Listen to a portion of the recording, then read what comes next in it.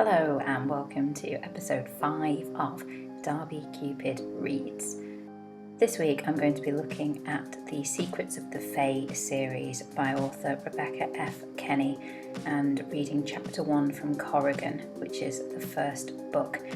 I'm excited about this because this is the first book that I'm reading for Darby Cupid Reads that I've actually completely read. I've read the entire series and I can vouch it is brilliant. I thoroughly enjoyed this series and was left wanting more from a particular character as well. It is on Amazon. It is $2.99 with Kindle, and you can also buy it paperback for $10.99. That's dollars. I'm going to read you the synopsis, which is on Amazon. A girl at night, a caged monster during the day. Ashlynn has lived in darkness as long as she can remember. She is Korrigan, and only by life-stealing can she keep her human shape from dawn till dusk. When she finally steps into the sunlight, the first person she sees is Zane. He's everything she wants, handsome, sweet, and normal. But an encounter with Darby, the malevolent trickster of old Irish myth, changes Ashlynn's future. He opens a new realm of possibilities that are anything but normal, and with them brings dreams and desires as dangerous as he is. Above all, Ashlynn craves choice, the right to decide her own path. But what if gaining power for herself means giving up something much more precious? Okay, without further ado, let's read chapter 1. Chapter 1. Monster. Ashlynn. Just before dawn, when every other 17-year-old girl in my town is still sleeping, I turn off the TV, switch off the lamp beside the couch, and head for my prison. My waking hours are over, and I must be in my dungeon before the sun rises. I go down a steep flight of stairs to the basement of our house. It's a comfortable space, furnished with poufs and soft rugs and colourful art. A blonde woman waits for me, tall and silent. She opens a concealed panel, punches in a code, and a section of the concrete floor descends a few inches, then slides seamlessly aside. There's a square black pit at my feet. She flips a switch and the lights below snap on, harsh and white. With a whining, grinding sound, a metal ladder moves into place, extending down and down. I don't want to go in there again. The words slip out before I can stop them. One more day, she says. One more, I promise myself, then never again. I take off my jeans and shirt and lay them on one of the poufs. I'm wearing plain cotton underwear. It'll be shredded when the change starts. Slowly, rung by rung, I climb down the ladder into my prison.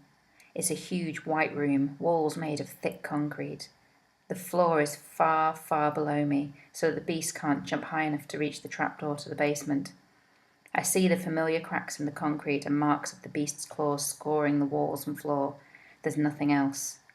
There used to be a sort of bed of thick cushions, but the beast ripped it apart in a rage and was never replaced. Happy birthday, says the woman and presses a button. The ladder withdraws, folding upward, and the trapdoor slides shut.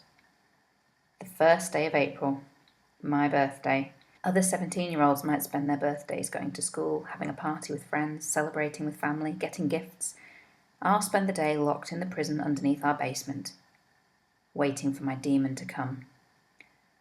I can always feel the moment when the sun rises over the edge of the horizon and the way is suddenly cleared for the beast to cross over. The magic buzzes in my veins like 1,000 unbearable insects, and I have to scream every time. My body fights the change every day. I try to relax into it, but I can't or won't. I struggle, I scream, and then the beast breaks out.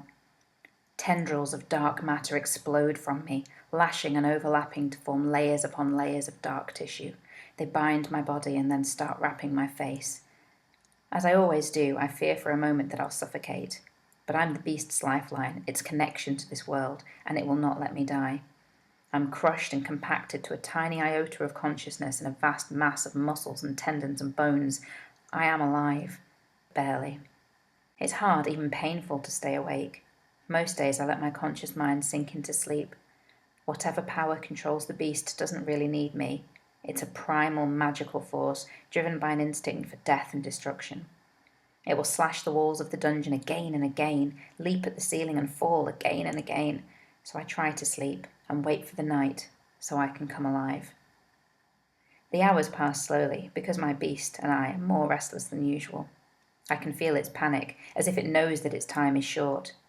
I am 17 now, and I could perform my first life stealing. I will take days from a human, and as long as those stolen days last, I won't have to change form again. I won't have to spend my nights alone, awake in the big house, or pass my days in this dungeon. From now on, being Korrigan will be more bearable. The next thing I know, I'm awake, shrunken back to my human form. I'm bare and shivering on the floor under the fierce white lights. The trapdoor in the ceiling is open and the ladder is coming down. Sometimes I have to wait a while for my guardians to let me out, but tonight they're right on time. Usually I'm lucky if the 5 other Korrigans spend a scant hour or two with me in the evening. Most of the time we eat on our own. Whenever we're hungry, they do their work or go out for the evening. And I do my online classes or homework. Once in a long while we go shopping or drive downtown to attend a concert. Then they go to bed, leaving me to amuse myself for the remaining hours till dawn. So I read novels, watch TV, play online games, try some recipes, or work on art projects that never end up looking very good. The Korrigan take it in turns to lock me in the dungeon before sunrise. But tonight is different. Tonight, they will wait up with me, and I will leave alone at midnight for my first life stealing. Just past midnight, I'm hunched in my hoodie, riding my bike along the road that connects our lane to a nearby subdivision. I've spent weeks spinning along this route on my bike, preparing for this night, watching my target. I chose a house without an alarm system. The family probably thought that their neighbour's alarm system signs were enough to keep intruders away, especially since the houses in this area are so close together. The moon is full and round, but enough clouds are scattered across the sky to give me some cover of darkness. I park my bike in the trees bordering the backyard and slip from the dark hedge to the shadow of the shed till I reach the back door. I've practiced unlocking and relocking it on previous nights, so it's no trouble to pick the lock tonight. As I enter, I whisper the charm for silent feet, an old one the Korrigan have used since the days when they used to steal babies right from their cradles. In these more civilized times, we don't take the whole child, just a span of days. Soft as a kitten, I walk through the living area on the ground floor. It's a modest, lower middle-class space, nothing like my grand home. Tidy enough, but with baby gear, blankets and toys tucked into unexpected corners. Quietly, I creep up the steps, down the hall and into the back bedroom where I know that a 4-month-old baby girl is sleeping. There's a baby monitor.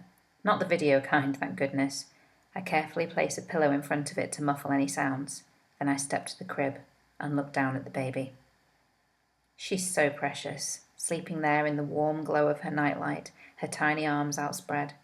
She's wearing some sort of zippered blanket over her sleeper, and there's a little stuffed animal attached to the pacifier lying nearby. Her eyelids are smooth and pink above the dark lashes that brush her plump cheeks. I fight the urge to scoop her up and snuggle her, but I need to hurry. She could wake up at any minute and cry, or her mother might shuffle in to check on her. I raise my hands and whisper Gaelic words. The old tongue works magically only for the Fae and the Korrigan. When humans speak it, nothing happens. The spell sounds harsh on my lips, cruel as the thing I'm about to do. And it appears before me, the baby's life force, twining up from her chest like a thread of gold. It spirals lazily in the air. Barely breathing, I reach out and grasp the curling end between the thumb and ring finger of my left hand. A shock thrills straight up through my arm to my heart, and I clamp my lips to keep in the gasp. I can sense the lunar cycles in this soul's life stream, like pulses within the stream of energy, just as Maeve said. I can't tell how many there are, since only part of the life stream is exposed, but I can tell myself that this feels like a very long life. There are many years here. She won't miss one. Surely. I focus on drawing a bit of the life stream into myself, very slowly, very carefully. I don't want to take too much. The feeling is intense, overwhelming. My body is glowing, reverberating with it. It feels as if my very cells are changing on the spot. I've almost drawn in an entire lunar cycle. And then the baby stirs and whimpers loudly. I hear a soft thud from the next room. Quickly, I whisper to end the spell, and the golden strand of light disappears into the baby's chest again. I step to the half-open closet and shrink into the dark space behind the closet door just as a shadow enters the room. I hear the rustle of a robe, a murmur, and a shushing sound. The baby settles, sinking into a deep sleep again. I can hear her quiet breathing. After a moment, the footsteps of the mother retreat back into the hallway. All is quiet, but I can't move. What if the baby's mother comes back? I can't risk drawing out the live stream again. I have a month. That will have to do for now. I wait another 20 minutes, and then I slip quietly down the stairs and out of the house. I'm going to leave it there on a bit of a cliffhanger, even though that's not the end of the first chapter.